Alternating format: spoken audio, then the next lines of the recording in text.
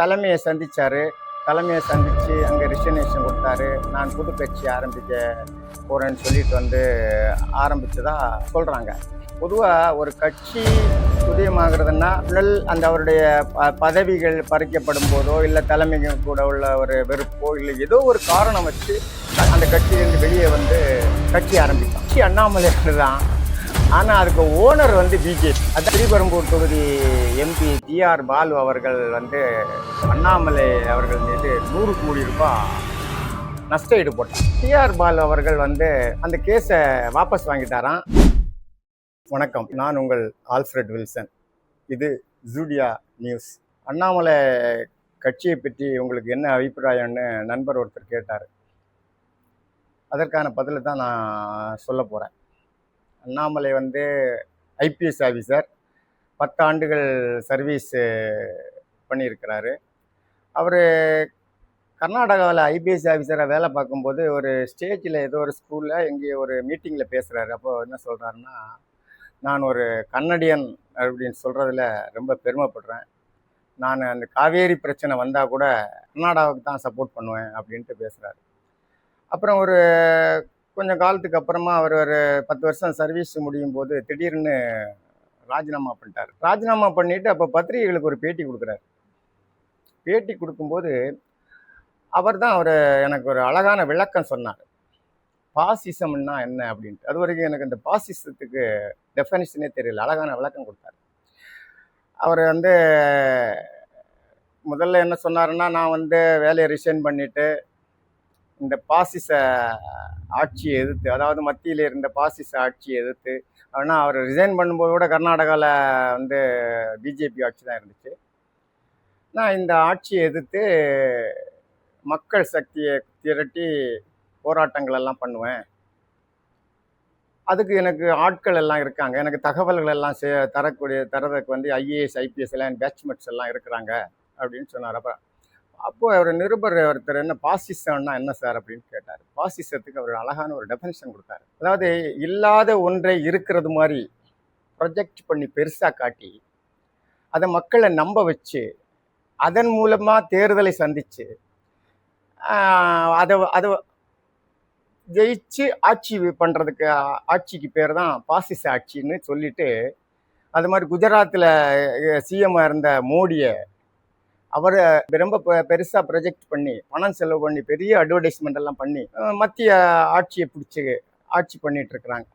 இதைத்தான் வந்து பாசிச ஆட்சின்னு சொல்கிறேன் அப்படின்ட்டு விளக்கம் சொன்னேன். அதுக்கப்புறமா அவர் நேராக சொந்த ஊருக்கு வந்தார். வந்துட்டு ஒரு ஆட்டுக்குட்டியை தூக்கி தோளில் போட்டுட்டு நான் ஆடு மேய்க்க போகிறேன்னு சொல்லிட்டு போயிட்டார். கொஞ்ச நாள் கழிச்சா திடீர்னு பார்த்தா பிஜேபி கட்சியினுடைய தமிழ்நாடு மாநில தலைவராக பதவி கொடுத்தாங்க. உடனே அந்த கட்சியிலே போய் சேர்ந்துட்டு அந்த கட்சிக்காக பாடுபட்டார். அவருக்கு பீரியடில் கொஞ்சம் அந்த கட்சியே உண்மையிலே கட்சி வளர்ச்சி பெற்றது. அப்பப்போ வந்து என்ன, அப்போ திமுக ஆட்சி இருந்ததுனால திமுகவில் வந்து டிஎம்கே ஃபைல்ஸ்ன்னு சொல்லிட்டு டிஎம்கே ஃபைல்ஸ் 1, 2ன்னு சொல்லிட்டு ரிலீஸ் பண்ணுவார். அப்படியே அதை ரிலீஸ் பண்ணிவிட்டு திடீர்னு பார்த்தா அது அப்படியே அதை பற்றி ஒன்றுமே பேசாமல் கொஞ்ச நாளில் விட்டுருவார்.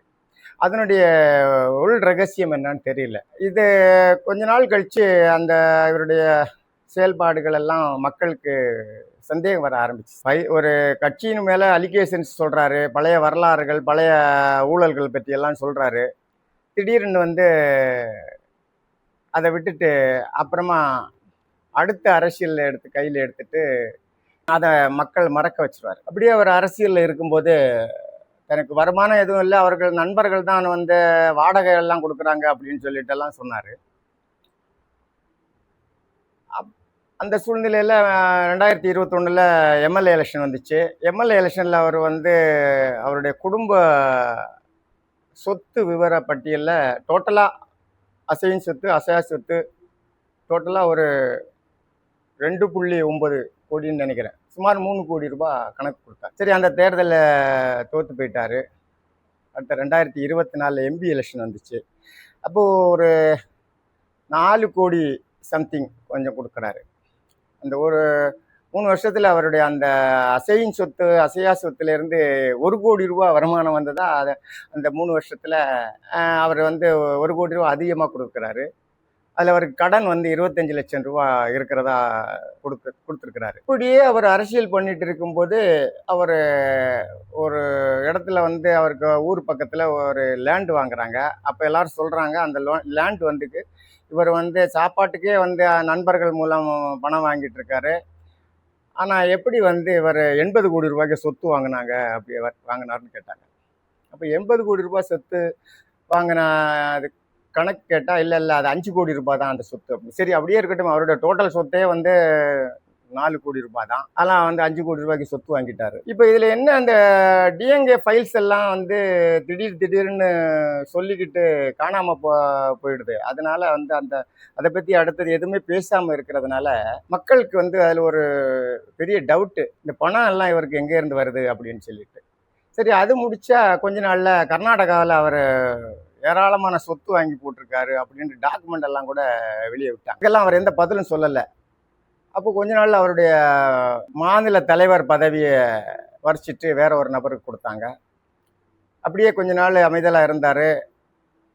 அப்போ திரும்ப என்ன பண்ணார், அந்த தேர்தலில் இப்போ 2026 எம்எல்ஏ எலெக்ஷன்ல எல்லாம் போய் ஒர்க் பண்ணார். ஒர்க் பண்ணி முடிச்சுட்டு தேர்தலில் வந்து பெரிய தோல்வி அடைஞ்சதும் பொதுவாக அந்த பிஜேபியினுடைய கொள்கை, அதாவது ஜாதி மத கொள்கை தமிழ்நாட்டில் எடுபடாது அப்படின்னு தெரிஞ்சதும் ஒரு மாற்று ஏற்பாடு பண்ணணும் அப்படின்னு சொல்லிட்டு பிஜேபி ஒரு தீர்மானம் பண்ணி திடீர்னு அண்ணாமலை அவர்கள் வந்து ஒரு இயக்கம் ஆரம்பித்து கட்சி ஆரம்பிக்க போகிறதா பேசாங்க. அவர் அது பார்க்கும்போது எப்படி வேடிக்கையாக இருக்குது. பொதுவாக ஒரு கட்சி உதயமாகிறதுனா அந்த அவருடைய பதவிகள் பறிக்கப்படும் போதோ இல்லை தலைமைக்கு கூட உள்ள ஒரு வெறுப்போ இல்லை ஏதோ ஒரு காரணம் வச்சு அந்த கட்சியிலேருந்து வெளியே வந்து கட்சி ஆரம்பிப்பாங்க. கட்சி ஆரம்பித்து அந்த கட்சிக்கு எதிரான ஒரு செயல்பாடை செய்வாங்க. ஆனால் இவர் மட்டும் எப்படி கட்சி ஆரம்பித்தாருன்னா, நேராக போயிட்டு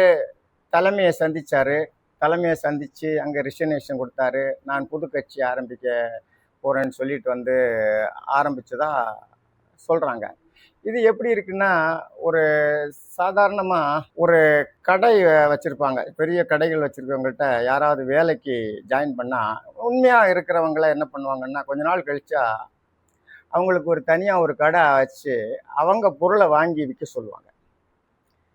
அதே மாதிரி அண்ணாமலை வந்து பிஜேபி கட்சி அவர் அங்கே புதுசாக ஒரு ஃப்ரான்ச்சைஸ் ஆரம்பித்து தமிழ்நாட்டில் சேல்ஸ் பண்ணுறதுக்கு அனுப்பி விட்டுருக்குறாங்க. அந்த இது எவ்வளவு தூரம் அது அந்த புது முயற்சி எடுபடும்னு தெரியல. இது எப்படின்னா, அந்த ரஜினியினுடைய ஒரு படத்தில் செந்திலும் ரஜினியுமா செந்திலுக்கு பொண்ணு பார்க்க போவாங்க, படையப்பா படத்தில். அதில் ஒரு ஜோக்ஸ் வரும், இதை மாப்பிள்ளை அவர் தான், ஆனால் அவர் போட்டிருக்க சட்டை என்னதுன்னு சொல்லுவார் ரஜினி. அதே மாதிரி கட்சி அண்ணாமலையார் தான், ஆனால் அதுக்கு ஓனர் வந்து பிஜேபி. அதுதான் அந்த அண்ணாமலை கட்சியினுடைய முழுமையான விவரம். அதனால நீங்கள் அவர் என்ன கட்சின்னு யோசித்து ஆதரவு கொடுக்குறதா வேண்டாமான்னு தமிழக மக்கள் முடிவு செய்யணும். இதோட சேர்ந்து ஒன்று சொல்லணும்னு ஆசைப்படுறேன். ஏன்னா இந்த டிஎன்ஏ ஃபைல்ஸ்ன்னு அவருக்கு ரிலீஸ் பண்ணும்போது நம்மளுடைய ஸ்ரீபெரும்பூர் தொகுதி எம்பி டிஆர் பாலு அவர்கள் வந்து அண்ணாமலை அவர்கள் மீது 100 கோடி ரூபாய் நஷ்ட ஈடு போட்டாங்க கோர்ட்டில், சைதாப்பேட்டை கோர்ட்டில். அப்போ அந்த 100 கோடி ரூபாய் நஷ்ட ஈடு கேட்டு போட்டு அந்த கேஸ் வழக்கு நடந்துட்டு இருக்கு. இதற்கு முந்தின வாய்தாவில் வந்து அண்ணாமலை அவர்களே அவர்கிட்ட கேள்விகள் கேட்க ஆரம்பிச்சிட்டாரு. அந்த கேள்விகளுக்கு பதில் சொல்ல முடியாமல் டிஆர் பால் அவர்கள் ரொம்ப தவிச்சிட்டு இருந்தார். அதெல்லாம் நீங்கள் வந்து பேப்பரில் பத்திரிகையிலெல்லாம் பார்த்துருங்க. அது வந்து அந்த கோர்ட்டு நடந்த நிலைமையை அப்படியே எடுத்து போட்டிருந்தாங்க. அதுக்குள்ளால அடுத்த வாய்தா வர்றதுக்குள்ளால இது ஊழல் பட்டியல் வெளி போட்டு அவர் மேலே வந்து மான நஷ்ட கேஸ் போட்டிருக்காங்க.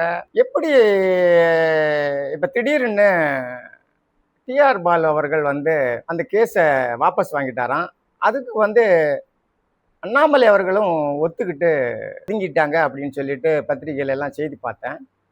கொஞ்சம் விசித்திரமாக இருக்குது. இல்லை அண்ணாமலை அவர்களுக்கும் டிஆர் பாலு அவர்களுக்கும் இல்லை டிஎம்கே கட்சிக்கும் இல்லை அண்ணாமலையுடைய கட்சிக்கும் ஏதாவது தொடர்பா, இல்லை அண்ணாமலை வந்து டிஆர் பாலு கிட்ட என்ன உடன்பாடு போட்டார், இதற்கான விளக்கத்தை வந்து அண்ணாமலை அவர்கள் மக்களுக்கு தெரியப்படுத்தணும். நீங்க அவ்வளவு வீரவசனம் பேசினீங்க, நான் விடமாட்டேன், நானே அவர் மேல திரும்ப கேஸ் போடுவேன் அப்படின்னு எல்லாம் சொல்லிட்டு திடீர்னு நீங்க உங்களுக்கு வந்த மனமாற்றம் என்ன என்று நீங்க மக்களுக்கு கட்டாயம் விளக்க சொல்லணும். இப்படிப்பட்ட சூழ்நிலையில தான் அண்ணாமலை அவர்கள் கட்சி ஆரம்பிச்சிருக்காங்க. அதனால தமிழக மக்கள் சிந்தித்து செயல்படும்படி கேட்டுக்கொள்கிறேன். மீண்டும் ஒரு லேட்டஸ்ட் அரசியல் செய்தியோடு உங்களை நான் சந்திப்பேன்.